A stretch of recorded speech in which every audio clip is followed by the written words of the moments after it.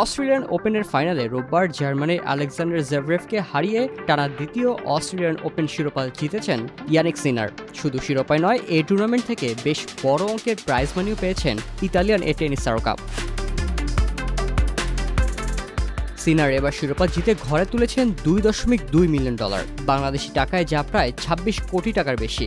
আর কোনো grand slam জিততে না পারা জেভরেভ ফাইনালে হেরেও পেয়েছেন $1.2 মিলিয়ন। সিনার শুধুমাত্র এই টুর্নামেন্টেই বড় অর্থ আয় করেননি। পুরো 2024 সালে তার অর্জন ছিল অবিশ্বাস্য। 80 ম্যাচ জিতে তিনি আয় করেছেন $19.7 মিলিয়ন, যা টেনিসের ইতিহাসে এক বছরে দ্বিতীয় সর্বোচ্চ।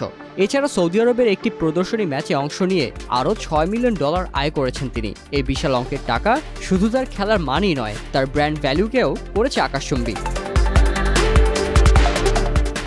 ইয়ানিক সিনারের পারফরমেন্সে মুগ্ধ হয়ে স্পন্সররা ভিড় জমিয়েছেন তার চারপাশে। ইতালিয়ান এই টেনিস তারকা স্পন্সর হিসেবে আছেন নাইকি, হেড, রোলেক্স, লাভাজার পাশাপাশি গুচির মতো বিলাসবহুল ব্র্যান্ড। তার মাঠের বাইরের আয়ও এখন প্রায় $10 মিলিয়ন ছুঁই ছুঁই।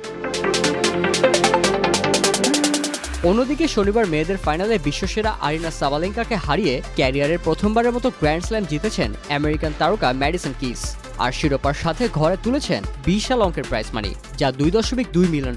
স্পোর্টিকোর মতে এই জয় কিসের ক্যারিয়ারের মোট আয় ছাড়িয়ে গেছে $21 মিলিয়ন।